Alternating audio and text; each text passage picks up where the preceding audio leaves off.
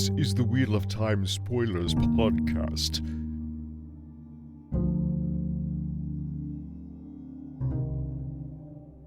So, the time change has thrown everybody off today, but here we are.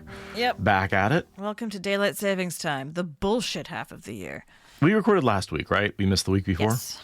Yeah, last week we recorded 40. It was chapter 40. Yeah, last time we did Perrin making the hammer. This time we're doing Perrin using the hammer, which is an awesome scene. It's quite satisfying. Perrin just laying about him with this hammer is...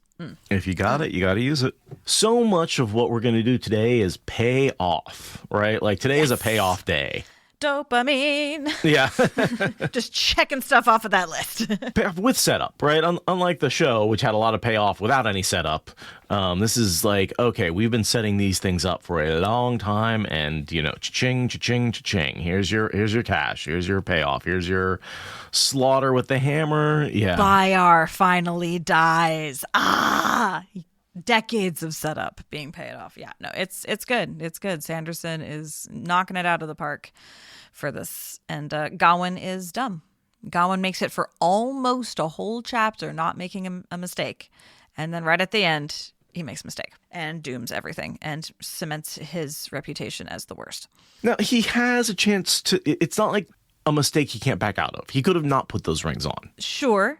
He still has a chance to back out, but he makes a very big step down the path of ruining everything. After thinking about how he's not going to do that anymore.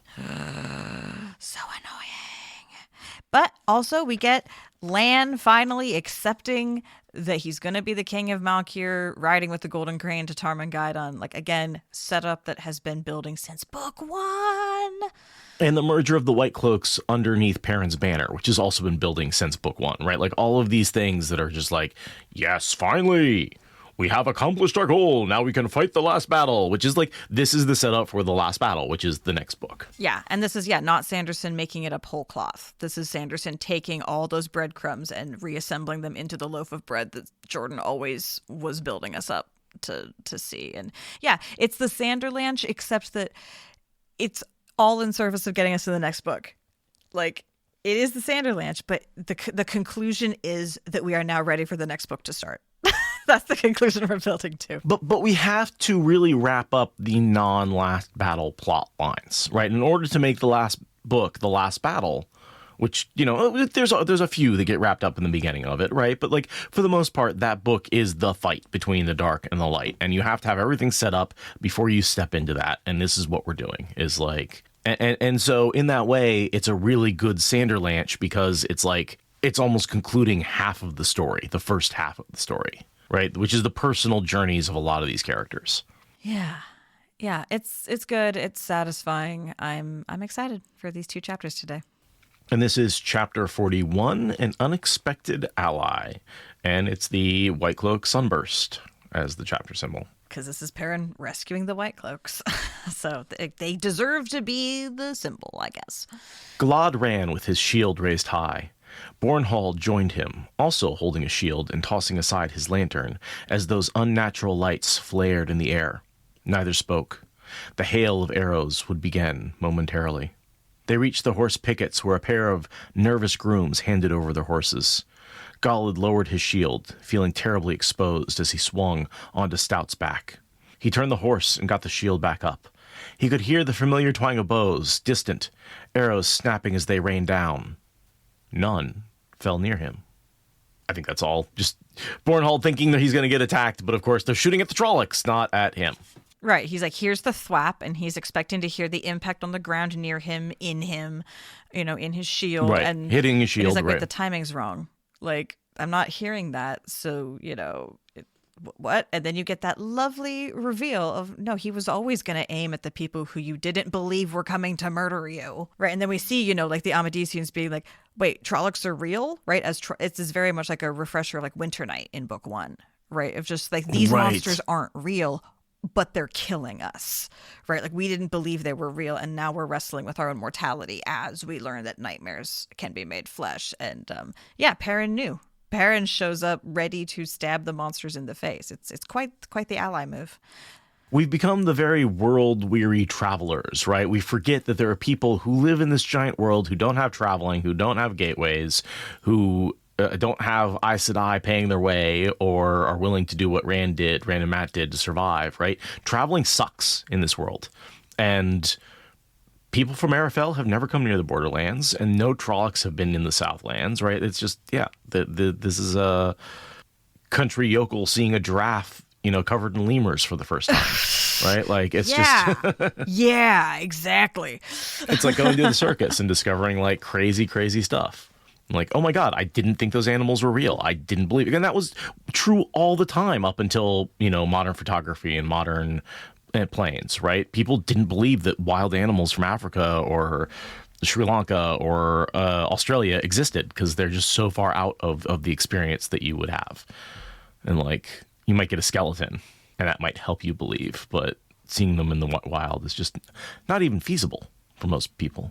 Yeah, no, this is a world in which traveling 10 miles in a day is a pain in the ass for most people. And yeah, just because our core cast of characters from the middle of nowhere have learned how to world hop and are fancy kings and queens doesn't mean that every other country yokel has had a similar growth arc. Like, yeah, most people still live in a world where traveling 10 miles is a massive commitment. And yeah, Trollocs have not been ravaging the countryside below the borderlands. That's like part of why the borderlands are the borderlands. Like, that's what they do, right? Arafel protects Amadicia. That's kind of like a thing that is the layout of the continent. So, and it's, Galad shouldn't be as shocked by this as he is. He knows. He should know.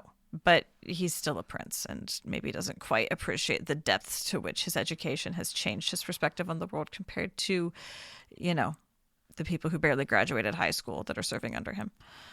And then I love this exchange between Galad and Bayar, where Bayar essentially says, yes, this is exactly what happened in the Two Rivers. He showed up and Galad's like, wait, he's killing as many Trollocs. If he had this many Trollocs, why wouldn't he just use the Trollocs? This whole situation doesn't make sense. And you're saying this is exactly like in the Two Rivers? And I can see him thinking to himself, maybe he did the right thing in the Two Rivers. Maybe he's not a dark friend. Exactly. Maybe he is just, right? Yeah. Like, wait, what? Maybe Bayar is full of shit. Like, this is exactly what I saw. Okay, then I'm not seeing the same thing, so your testimony isn't good anymore. Like, I think this has as much to do with him, like, letting Perrin off at the end of this chapter as Perrin rescuing him. It's just like the witness being completely unreliable. Right. This proves that the witness is, in fact, blowing smoke up your ass completely. And yeah, and then you get the quintessential moment of every accusation is an admission, where Bayar says, his mind is sick and twisted. And it's like, yeah, Bayar, you're the one who has pretzel logic happening here. Perrin has a very straightforward, easy to understand, protect the humans at all costs strategy, and you are pretzeling to make that into some sort of weird game? Like, come on, dude. But that's what happens when you're in a cult that believes something that's not true. You have to convince yourself of lies. And the amount of twisted logic that you end up doing, it's very easy. That's why people who get out of cults very easily fall into another cult or fall into another belief system like that.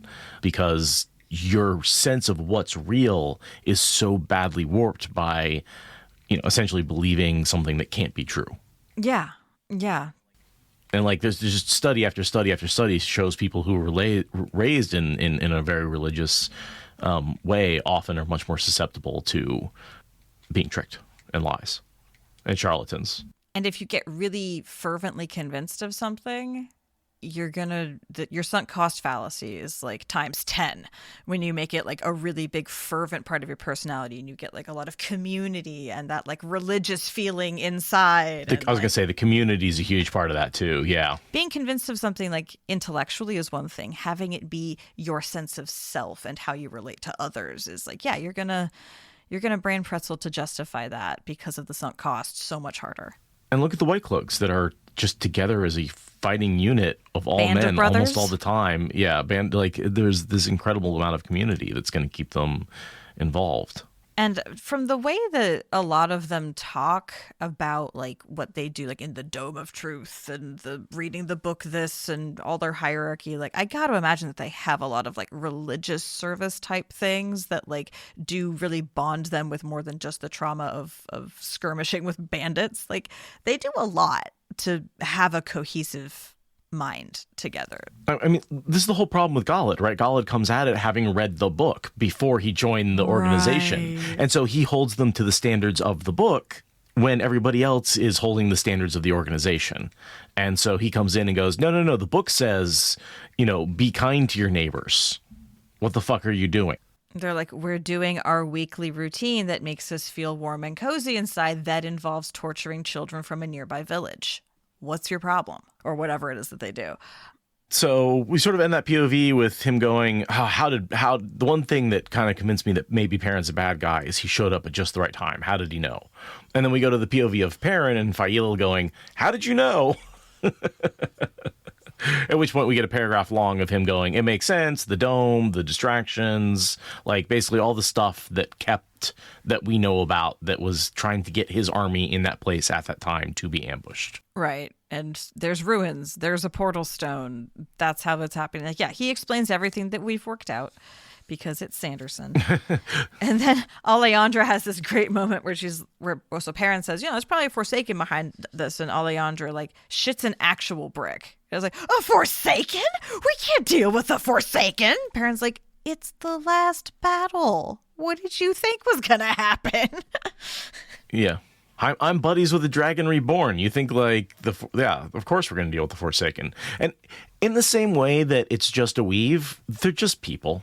Yes. I mean, as we see with Semirog, like that's a huge part of the mystique that they themselves know they're holding up. Like they are just people. Is that hero worship is a big part of that power. That the stories that are told to children and the fact that, Grendal's going to come for you if you're a bad boy. That's a big part of their mystique and their power right now. I think it's a lot of why Masana thought she could go up against Gawyn in the tower, in the dreams. Because she's like, I'm one of the Forsaken. I'm one of the 13 most deadly, scary people in the world. Like, don't you know who I am? Right? Like that kind of thing. And it's like, I choose to not give a shit because I am the White Tower. It kind of reminds me, a lot of the urban fantasy I've read have this element of, in order to not offend anybody, I feel like urban fantasy has this attitude that if enough people worship something, the magic makes it happen. Yes. And so, I'm not necessarily not to offend anybody, but like just it's a way to take any legend you want from any culture and say, oh, enough people have decided to worship this thing that it becomes real, and that's how magic works. Or like invent new gods if you just get enough people like together to believe in something. Yeah, exactly. Yeah. Right? Didn't Stevenson do that one with his gods? That was Gaiman that did American Gods. Gaiman. But yes. The whole like the old gods from Europe are losing power, and the new gods and like of technology and money and stuff are rising because that people's attention has shifted. Yeah, that's a conceit I've seen in many, many, many different fantasy contexts. And here's Masana being like, and this one, and no. Right, yeah, exactly. No, this is not one of those stories. You don't get power just because people worship you or are scared of you. That in no way, and I mean, unless you're in Teleron Riyadh. But then there's just a nightmare version of you walking around. Right, totally. And yeah, Perrin has that down-homey, earthy perspective to be like, well, I mean, everyone puts on their pants one leg at a time, right? So. And once again, we have no idea who's jumping these Trollocs in. They're strong, they're male, but not terribly so, and they're not joining the battle. And I don't think we ever get any more information on who that person is. Some sort of shadow androl type person. Someone who's not good for much except creating transit. And that's what they're used for, and we don't see them. They die in a faceless mass somewhere along the way. Okay. I have to go with Dreadlord, right? Just generic Dreadlord. We're at that point in the story where you can have just, there's enough sources for evil channelers. We're just going to assume it's one of them and move on because I got nothing. Yeah. And then Fail kisses Perrin for being the man she thought that he was. For proving her right against Barrelane, basically. Yeah. She's like, I had a moment of doubt, and you just made me feel very confident that moment of doubt was not warranted. Thank you. Pats on the head. Very good wolf boy. Now go off and kill. Switch back to Galad, who's being overwhelmed by wave after wave of Trollocs. And I like his little, there's no finesse in fighting against monsters like this. I'm like, that's why Perrin's so effective with his hammer. Yeah. It's just smash. Smash hard. Yeah. Smash hard. And that's, no matter how good of a swordsman Galad is, it doesn't really matter with the weight and the just overwhelming numbers of Trollocs coming at him. Yeah, this is a different kind of war. He was trained to think of war as, a couple hundred men line up in neat rows and politely charge at each other. And this is a machine gun, right? It's just not the way that you've thought about war is going to have to change. And yeah, he's trained with men who had fought Trollocs, but they were talking about how to apply those lessons in a dueling context, not how to survive being on a battlefield meat grinder like he is not. I mean, he loses his horse, right? Like his honor guard is rallying to him, and they are clearly going to get crushed to death. Like, it is going sideways fast for him.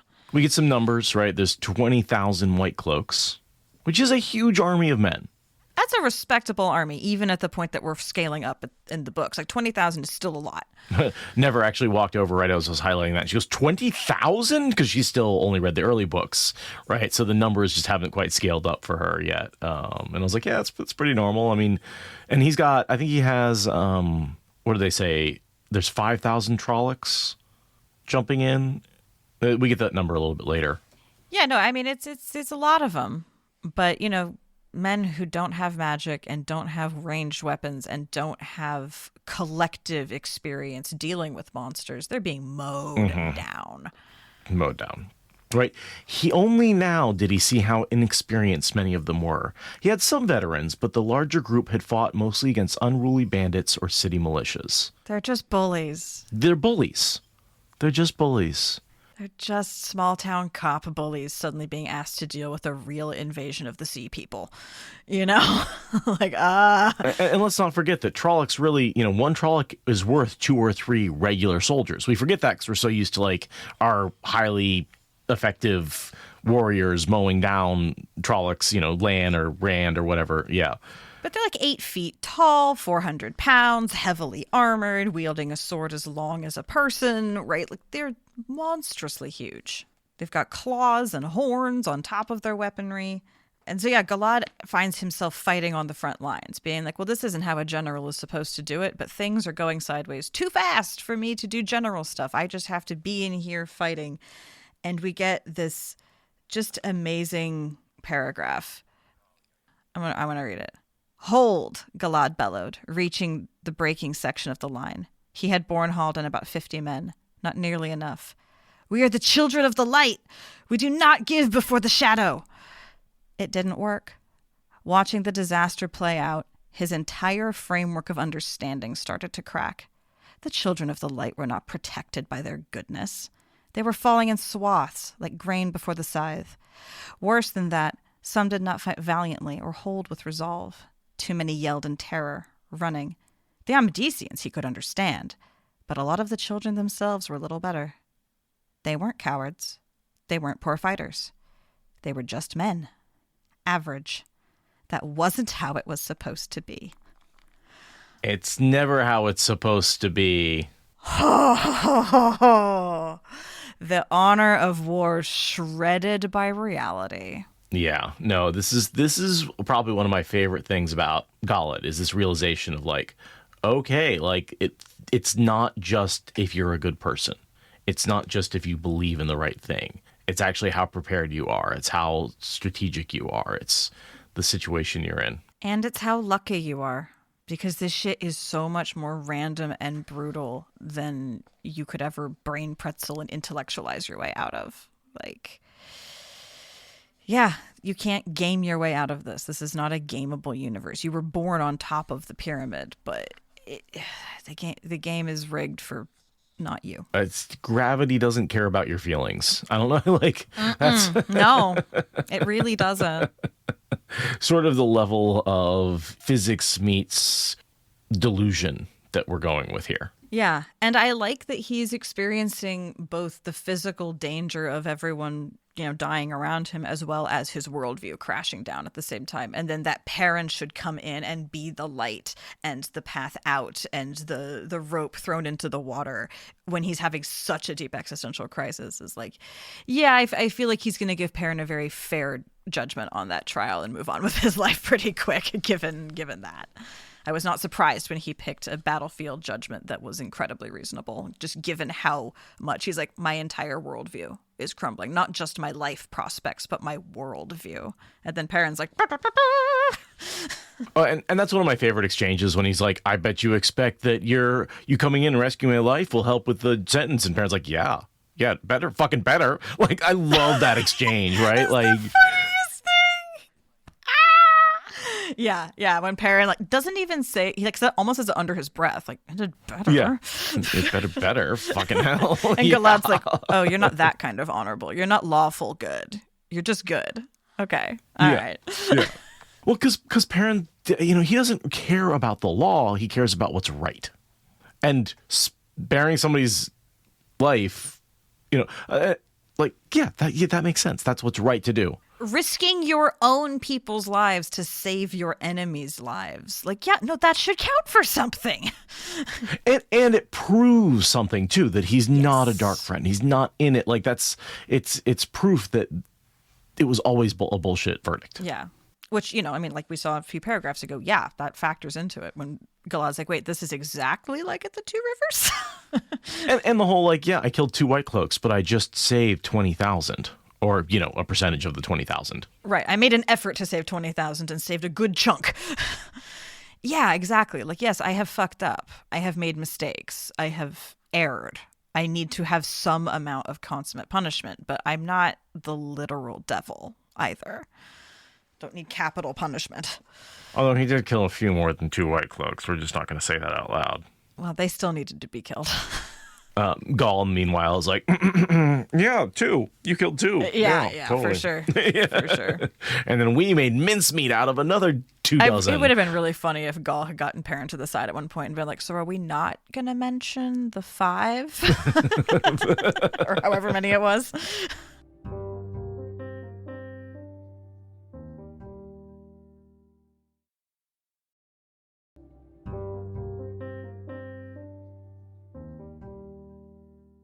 All right, so now we POV switch back to Perrin, who is war god Perrin.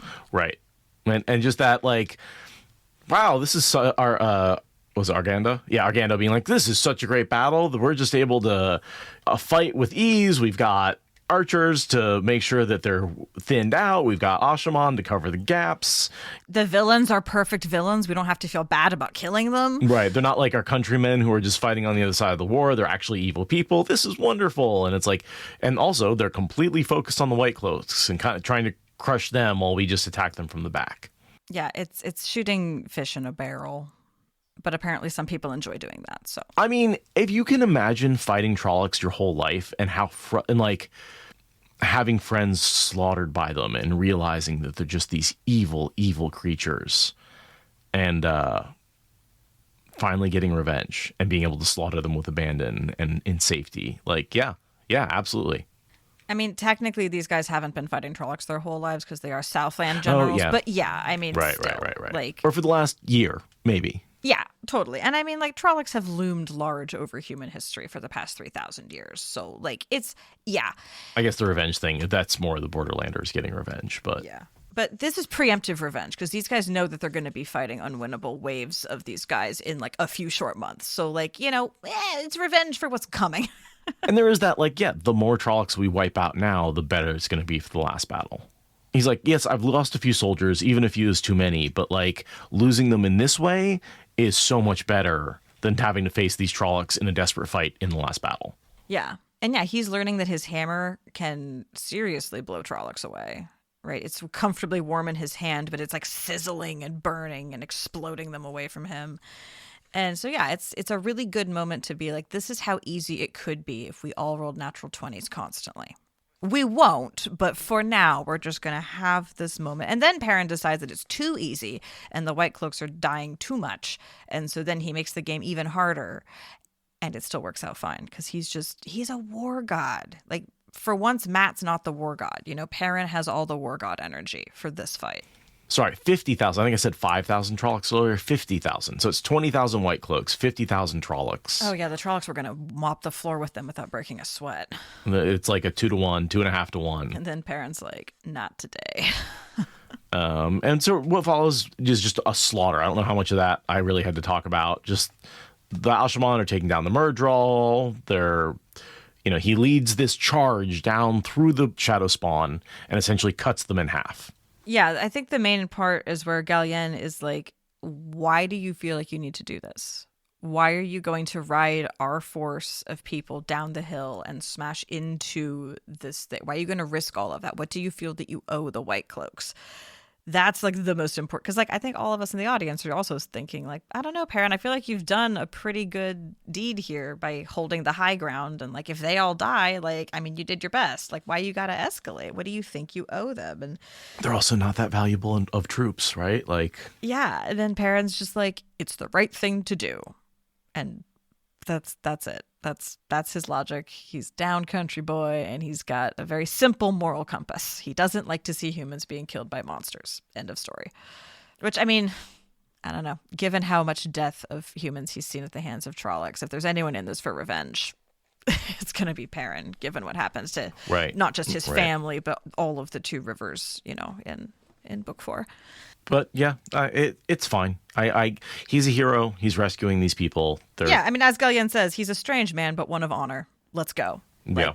Let's go. Not going to argue, just going to raise my eyebrows. Just be like, you could, these people have been a pain in your ass. You could let them die. And he's like, that's not who I am. And then we switch to Galad, and he's thinking, if the children of the light could not stand against darkness, who could? And then the man you've been calling Shadow Spawn for like the last 6 months, that man can stand against the darkness. That man has the power to do what the children cannot. That man has the honor to be protected by the light in a way that the children have lost the mandate of centuries ago. Right. I was going to say, anybody who hasn't become deluded by their own, head up their ass because they think they're just Light's chosen one, right? Like they're the worst because they believe that they're going to win. And that belief means that they don't properly prepare. Yeah, Perrin prepares. Perrin is worried that he's going to get people killed. Perrin is confident that he'll do okay as a leader as long as he doesn't want to be leader. It's completely different perspective. And in a lot of ways, because he's Ta'Veren, he is chosen by the pattern. He is chosen by the light. Things do go his way, right? Like, he literally is the one person who you could say is chosen by the pattern to have a predetermined beneficial outcome. It is kind of ironic that there is a chosen one in this equation. Like, that's kind of what Ta'Veren is. Yes, it's plot armor, but in the story, it just means, yeah, you're one of the chosen. Yeah. Not one of the chosen. You know what I mean? Yeah. The other kind of chosen. Yeah. Chosen by the pattern. And so then, Galad witnesses that, gets thrown to the ground and breaks his leg, and Perrin shows up to save him personally because, the plot armor is strong with that one. Right. The broken leg, it's just one of those things that like, oh my God, he broke his leg, so Perrin has to get him up on his horse. Like, I don't know. I roll my eyes at that one. Look, it's fantasy trope 101. It's just like... It's very tropey. Yeah. I mean, I guess it's more if his ankle breaks. It's not like his, femur breaks or something, but still. Right. But because of healing and because of the way, right now we have just channelers who can heal, it's just like, oh, and then it'll be healed in the next chapter. And it's literally the only point of doing that is just for like this moment when Perrin lifts him up onto the horse and is like, take my horse. Yeah, exactly. So that way Galad can be rescued, can be literally lifted up above the fray, and like he can't argue that Perrin didn't save his life specifically. Right. Not just his men's, not just his armies, him. Galad just has to be a little bit of a damsel in distress in this moment. That's all. I'm not mad about it. I don't mind the burly blacksmith picking up the besmirched, slightly more waifish swordsman and putting him on his big strong horse. I'm not mad about it. The bear and the twink. I'm not mad about it. Say that one more time. I'm not mad about it. I kind of a little into it, actually. I kind of turns me on a little bit. Just saying. Like a little bit of enemies to bros friends, lovers. Yeah, that's bros. That's the word you were going to use there, huh? Fuck buddies.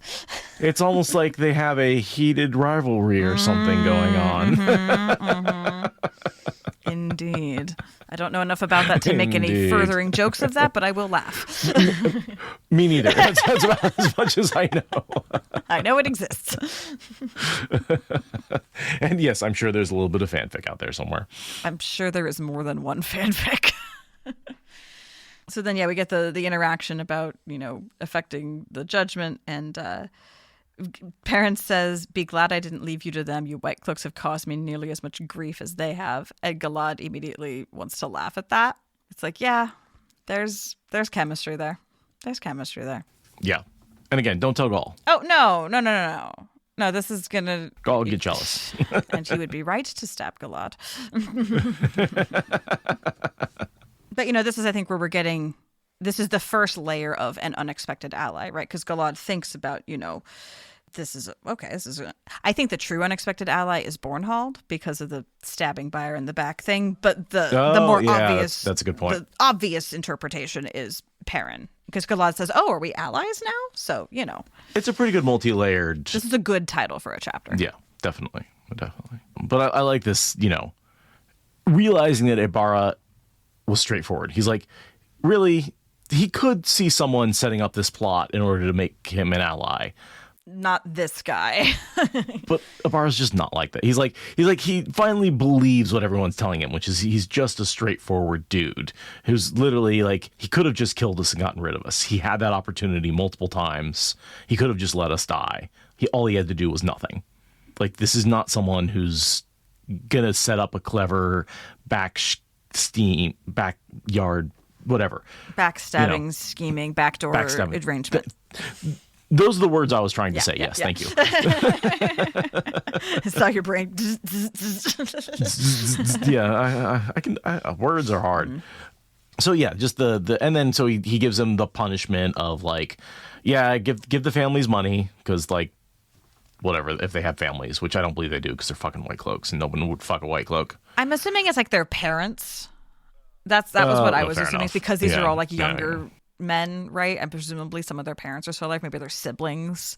So, but yeah, it's like just pay like a blood price to their families, whoever's left, and then go fight in the last battle, which you were going to do anyway. Yeah, which is that is the kind of slap on the wrist that Perrin needed in order to have full closure on that situation. That's the time served. Yes, exactly. And it's like, he did do something for the men that he killed. Help their parents being on a fixed income have slightly more money for insulin or whatever it is. And so in that moment, of course, Byar hears the judgment, which is he's proved innocent, and you have the assassination attempt, which, was Byar always a dark friend? Was he always an asshole? When was he influenced by Grendel? If he was influenced by Grendel, that's supposedly her final weapon, but is that because she compelled him, or is it because he was one of her dark friends that she carefully placed to take advantage of that, and he reported back how much he hated Ibarra and stuff like that? Is it canonical that he's a dark friend? No, I don't think so. I honestly, because I don't think he's a dark friend. I think of him as like a Lyda. Yes, yeah, that's my question. Is he a... Grendel says he's her tool, right? And we have confirmation from Word of Brandon that, like... Yeah, but again, that's like Massima. Like, Massima's not a sworn dark friend. He's just being profoundly manipulated by a Forsaken. Sure. And so that's I guess, is kind of my question, is like... my only question with Byar is, like, he hated Perrin from the beginning. He always smelled off from the beginning. And we kind of always put that as just, like, white cloak corruption rather than dark friendery. Yeah, I always figured that Grendel came by and found the one that had keyed onto the Wolf Boy as being someone to hate and decided to lean into that one. And she worked smart, not hard, right? She surveyed who she had to work with and picked the most ready to go person. That's been my interpretation. Which I always feel like is almost counterproductive, because shouldn't you like pick the person who like would be his best friend and believes in him, and then have him betray him at just the right time with compulsion? Wouldn't that be a more effective way of doing it? Having a friend, because like, who would you suspect of stabbing Perrin in the back first? Byar. Yeah, it's a very two-dimensional mustache twirling kind of plot. Yeah, I don't. He was never going to make friends in the White Cloaks. There was never going to be a White Cloak who was constitutionally capable of being his friend, aside from maybe Galad, who's, barely a White Cloak. Yeah, I don't know. There's a lot of, it was the early 90s Eye of the Worldism sort of like underpinning the logic of that I don't know like how much we were capable of getting rid of it, but I don't think he was a dark friend. Well, and I also do think, I feel like the Bayar as a tool of Grendel is something that was introduced by Brandon later. I don't feel like that existed until Brandon took over the series. I don't feel like there's any evidence of it. Not to say like Jordan couldn't have had that idea in his head, but I just don't believe there's any evidence of it before Brandon took over the series. Yeah, it does feel a little bit like he took some loose ends and tied them together. And like it's good enough, but it's not as watertight as it could have been. But yeah, sometimes hate doesn't necessarily need logic. It just breaks someone's brain. And I guess that's where, yeah, I almost feel like it would have been more powerful not to have him be a tool of Grendel, and just to have him be like this bigoted person who could not stand to see Perrin succeed, and have him be let off as innocent. Yeah. Like, I almost feel like it's a more powerful scene if you don't connect it to Grendel. But Grendel says, I have that tool, and this is the only possible tool it could be, right? And so... yeah, maybe she just didn't need to say that. Yeah. That's kind of what I'm going with. Yeah, no, I think you're right. It would have been a more impactful conclusion to that if it had been like, no, sometimes bigotry is entirely internally self-generated and is not part of a big plot. Sometimes it's just bigotry. Oh, well. So yeah, Bornhald is the one that does the deed because, he's got one of the only scraps of honor anywhere in the entire Children of the Light Force. He is still his father's son, right? Like Exactly. the elder Bornhald, as much as he was a dick, and took Perrin captive, was at least honorable. Right. A Galad-like person actually followed the rules and believed that the book had meaningful things to say. And so, Bornhald follows through with that, but he's, his relationship to Perrin's going to still stay complicated. But I like Galad's interpretation of like, look, he did the right thing, but it's going to take him a minute to get over it because he loved Bayar longer than he was conflicted about if you killed his father, et cetera, et cetera. Like their friendship starts before the book started. So, But there's also this moment where Perrin says, from the beginning, that one was looking for an excuse to see me dead. And we can't. We can go back and be like, that's, again, why I think the whole Grendel comment's kind of dumb. Because it's like, Bayar's been trying to kill Perrin, that whole, like, letting him get free so he could kill him in the escape attempt, right? Like, that's something that's been part of Bayar's character for a long, long, long time. You don't need compulsion. You just don't need it. And there was never a reason for it. So it would have been a really good story of just like, yeah, no, sometimes bigotry is just irrational. And there is no reason. There is no rhyme. There is no reason. I mean, based on the color of his eyes, right? Nothing but the color of his eyes. Well, and the fact that he did kill those guys. But yeah, the color of the eyes is definitely what tips it over from we should have a sham trial to you can just get yourself killed now. I mean, the sham trial is so ridiculous, but it's why he says he's a dark friend, because he talks to wolves, right? And talking to wolves, wolves are friends of the Dark One, which is just a fundamental misunderstanding of how the world he lives in works. Yeah, because bigotry doesn't have to make sense or be internally consistent. It's just bigotry. And I it's because I think you have wolf-headed Trollocs, and so having wolf eyes is part of being like... Sure, that there is I guess there's an argument there. But has Bayar ever actually encountered Trollocs before, right? And has anyone been equally bigoted towards hawks and sheep? Right. Boars, Boars serve the Dark One. Yeah. So yeah, Perrin and Galad share another little wink, nod, giggle moment about how like they're actually, Bayar's like, hey, you can go be with the wounded, and Galad's like, as long as you give me your horse, it's fine. Perrin's like, fine, I'll stay with you because I want to look out for the horse. Not to look out for you. I'm looking out for the horse. They're flirting. They're essentially flirting now. Yes, it's flirting. It's very much flirting. Like not even like subtle flirting either. No, not at all. And with that, I think we're ready to go to chapter 42.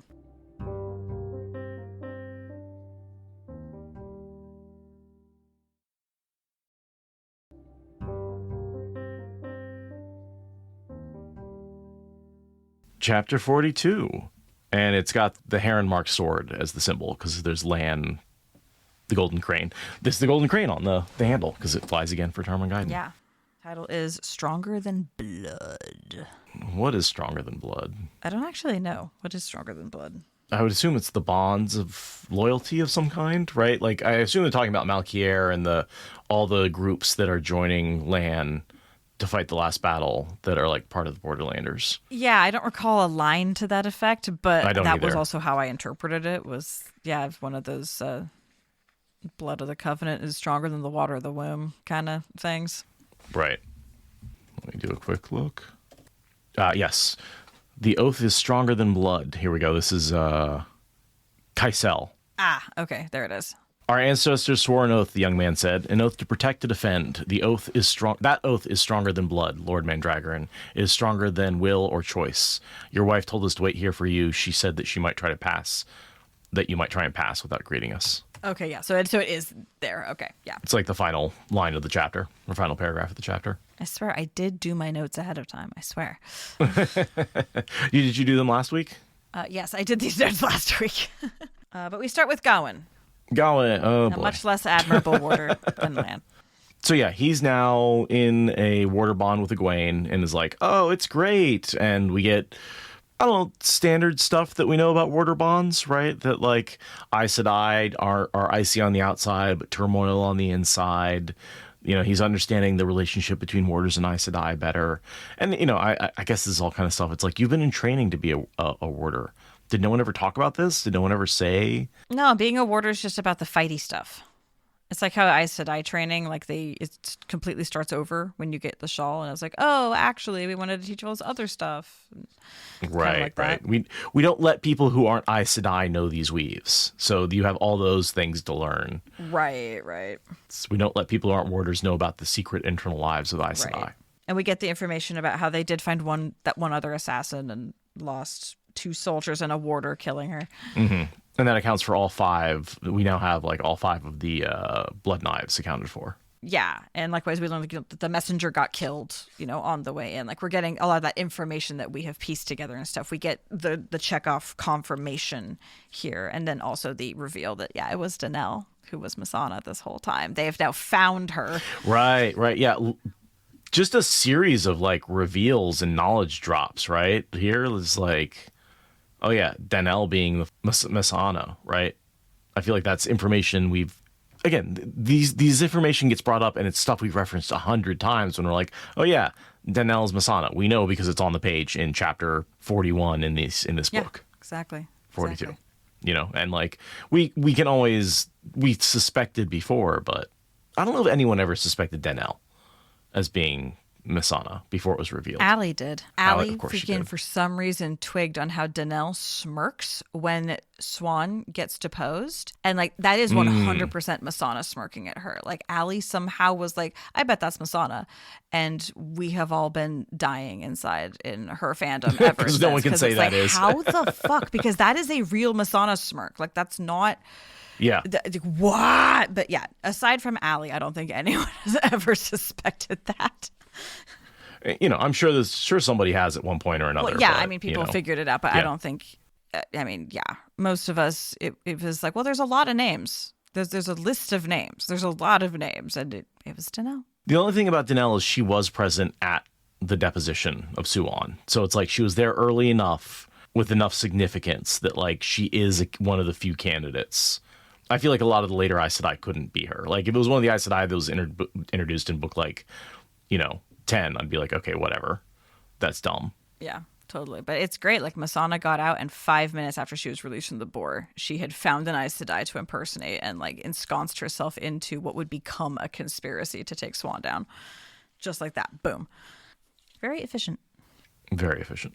And so, yeah, they kind of debate, rules and protocols around, was he supposed to come back? Did he break her rules? Whatever, blah, blah, blah, rules lawyering. They talk about surrender, which is something that they can both understand, right? I mean, Gawyn, he's like, I had to learn to surrender. I'm like, did you? Because it doesn't feel like you learned that lesson very well. Feels like you kind of just gave it lip service and then immediately decided to run off and do what you wanted to do later after this chapter. Well, that's what I'm saying. That's why he came back, is he learned to surrender. Right? That was his revelation in the garden, was like, oh, I got to surrender. And then he came back, did this, and immediately lost the plot again. But like, immediately, that won't happen for another 5 minutes. For this moment, he knows how to surrender. For this moment, and this moment only. Right. And it's a really good analogy for him to use to Gawyn, right? Because that is like the main way that they understand how to deal with Saidar.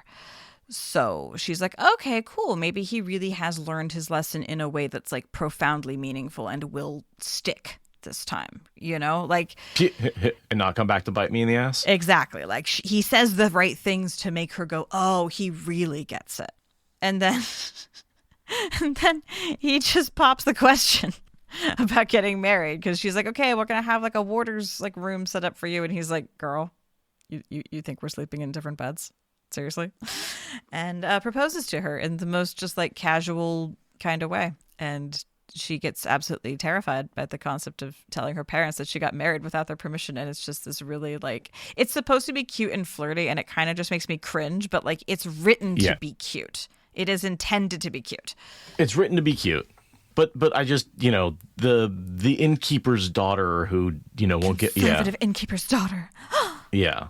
Clutch his pearls. It's that Amerlin versus Innkeeper's daughter that like Jordan wrote so well that I really do feel like Sanderson just doesn't quite get. And the not conservative princeling who's been sowing his wild oats across the length and breadth of Andor, I guess, is the implication that like he's totally fine with casual sex and she's not. Like, I don't know. It's supposed to be cute, but I can't help but cringe. I mean, they've been having dream sex for a long time. That's never brought up. I know. Like, that would be nice. Seriously. Yeah. There's this whole aspect of their relationship, and again, like I go back to being like, remember, she was into Galad and then suddenly she was into Gawyn for some reason, and dream stuff, and I don't know, this just feels so disconnected from their early relationship and the way they flirted in Tyr or not in Tyr, in the Waste. No, where was that? Was that Cairhien? Yes, Cairhien. That was Cairhien. Yeah, that was right before Rand got boxed up and shipped off to Dumai's Wells. Right. It feels like that relationship and this relationship are just totally disconnected. Agreed. And partially is because Gawyn feels like a totally different person. Yeah.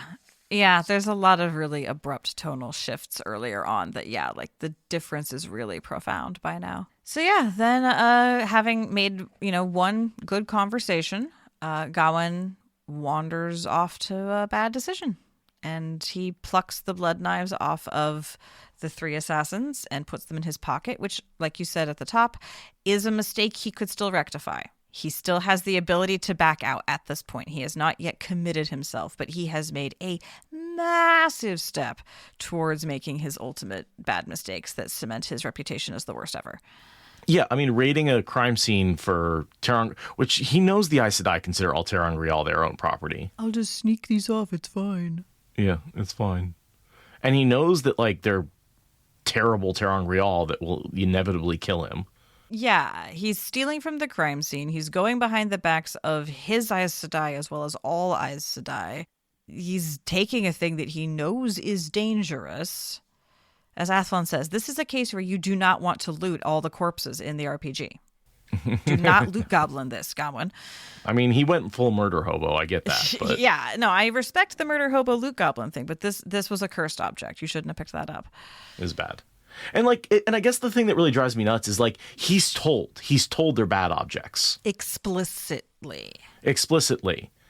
And then never thinks about that. Never says, oh, well, the sacrifice is worth it. Oh, well, like, I might as well. Doesn't leave her a note. Doesn't come up to her and say, hey, you're going to want to release the bond because I'm going to be dead in the next 3 hours. Nothing. Just wanders off. Like, it's fine to have, a last-ditch resort that involves self-sacrifice. But you got to let the people who will be devastated by that know. Right. I mean, and no, it's not. Like, I'm sorry. Like, it's just not. The bond to Egwene, like, warders aren't there to sacrifice themselves in glory. They're there to sacrifice themselves to protect the Aes Sedai. Yeah. Yeah, and then the Aes Sedai can have at least a half a second of warning as he throws himself onto a grenade and be like, oh shit, he's Right. doing the thing that I hoped he would never do, but like at least we're both present for it. Instead of just, I'm just going to wander off and get myself killed spontaneously. And also, like, I get why Aes Sedai don't necessarily want to fall in love with their warders. It's that double devastation of losing a warder and your lover. Yeah.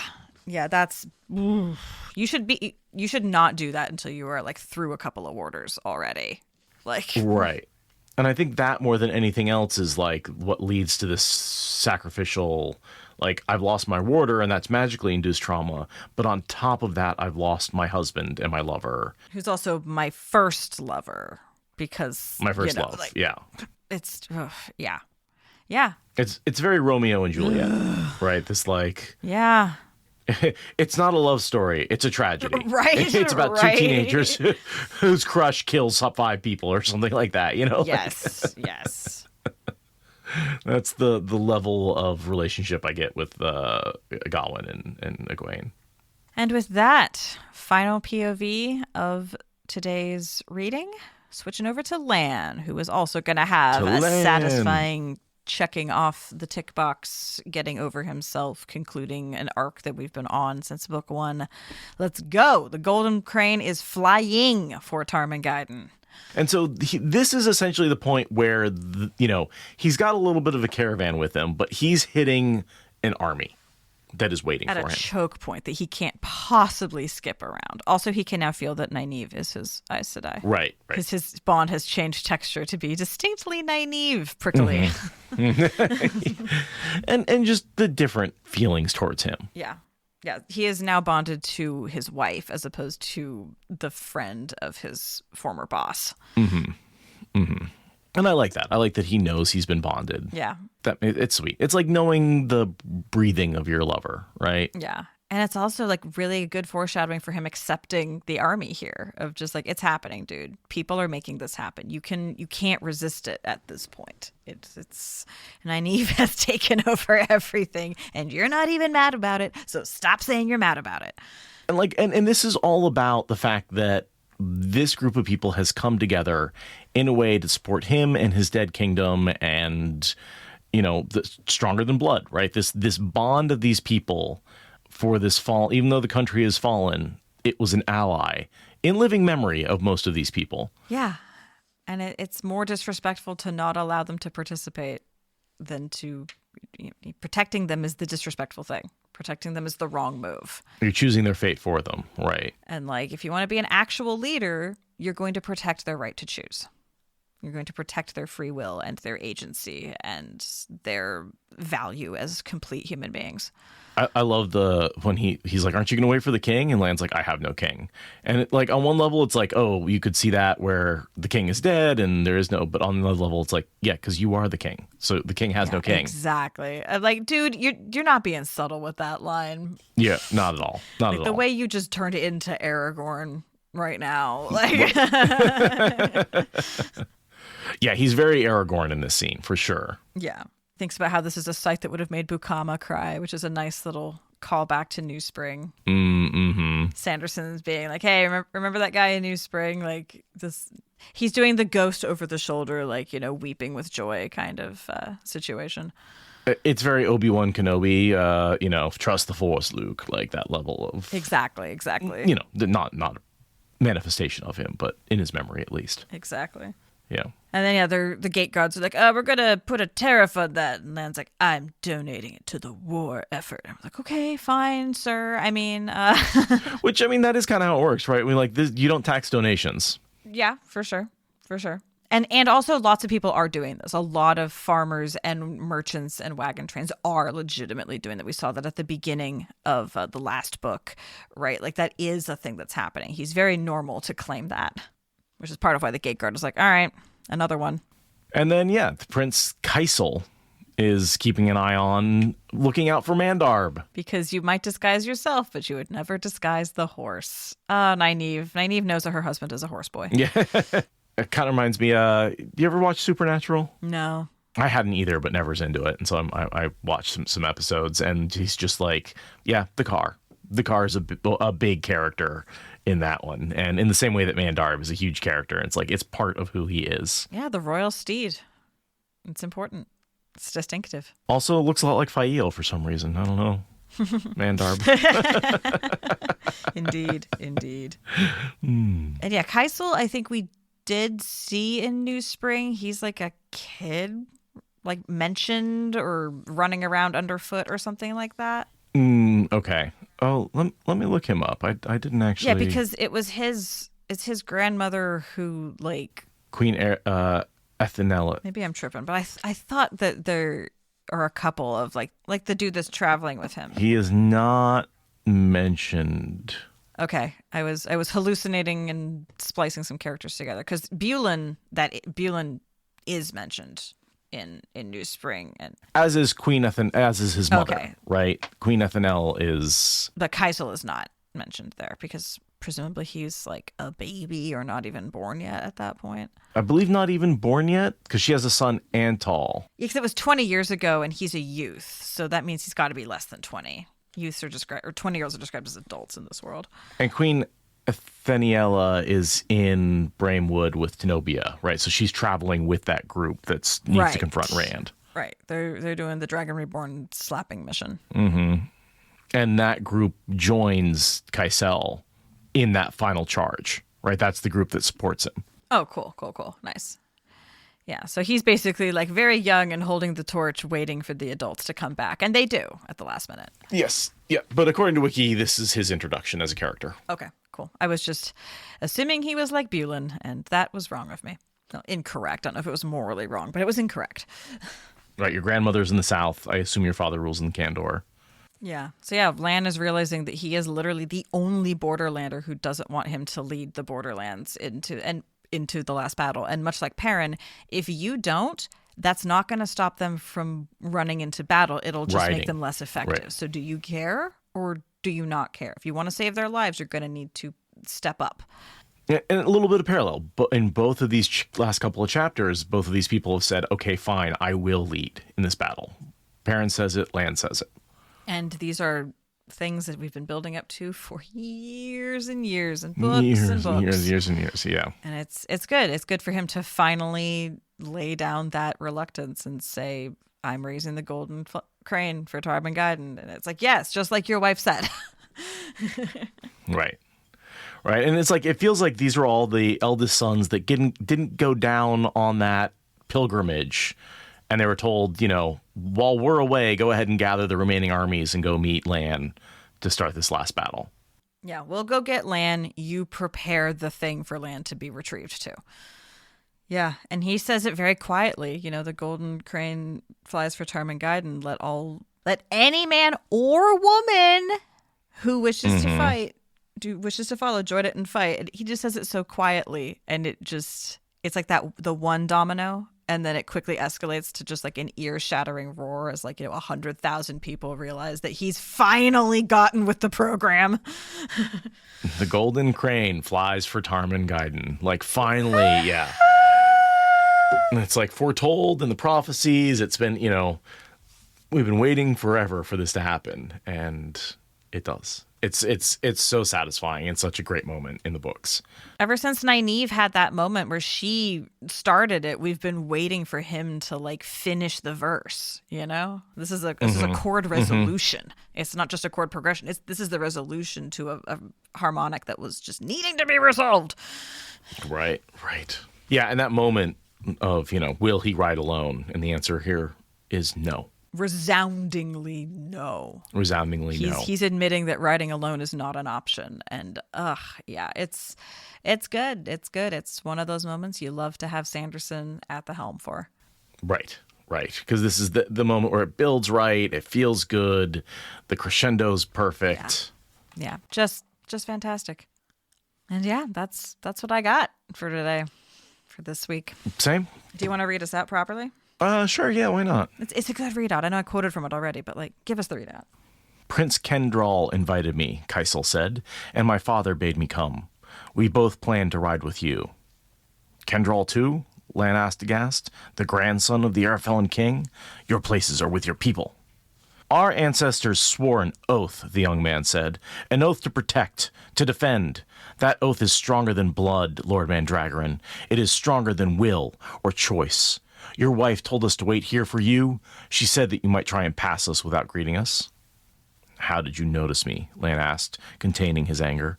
The horse, Kaisel said, nodding toward Mandarb.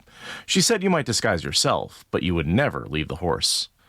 Burn that woman, Lan thought, as he heard a call being raised through the fortress. He'd been outmaneuvered. Curse Nynaeve, and bless her too. He tried to send a sense of love and frustration through the bond to her. And then, with a deep sigh, he gave in. The golden crane flies for Tarman Gaiden, Lan said softly. Let any man or woman who wishes to follow join it and fight. He closed his eyes as the call went up. It soon became a cheer. Then a roar. Wow. Swelling triumphant music. The golden crane flies for Tarman Gaiden. Yeah. The golden crane flies for Tarman Gaiden. Air horn, air horn, air horn. Yeah. Boo, boo, boo, boo. Yeah, no, that's such a good moment. Really love it. And love the way Brandon Sanderson is really putting together these really good moments, but also because they're set up so well in these previous books. Yeah. They feel good. They feel good. I mean, he knows that he's writing the last battle, so he knows how he wants to springboard himself into the last battle. It means he knows how he wants to run up to the springboard to get into the last battle. And he's in his stride. He's in his stride, and he is a tall man, so it is a long stride. Who? Rand, Lan, Jordan? I mean, there's a lot. Brandon. They're all... God. What is it with these people being 6'5" and... You shouldn't have to be tall to write. I'm sorry. It shouldn't be a requirement. And yet it does seem to be. You don't have to be tall to write. You just have to be tall to be popular and successful at writing. Oh. Gotcha. You can write whatever you want. It's getting people to read it that the height comes into mattering. Well, that was satisfying. I'm enjoying the Sanderlanche towards the end of this book. I can tell that the next book, the same part's going to be so bittersweet, but it's not bittersweet yet. Right now, I'm still just excited. But I'm even more excited to go do more Dungeon Crawler Carl's Doomsday Scenario. I'm even more excited about that. How tall is Matt Dinniman? I mean, he's the height of a Zoom window, as far as I can tell.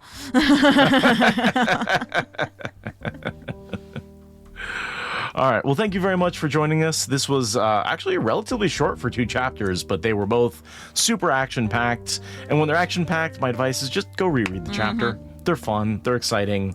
Good shit happens. There's battles. There's fighting. It's fun. Yeah. And that's what I'll say about these 2 chapters. They're fun. They're good. They're satisfying. They're fun. They chew good. They resolve a whole bunch of things. They have a lot of lore drops and information drops that we use throughout the rest of the series. Like, we're in that part of the books now where, like, the reveals are happening left and right.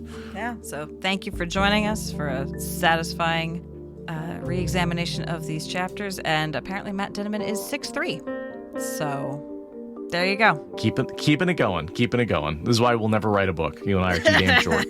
We'll just read all of them. All right. See you next time. Bye. Bye.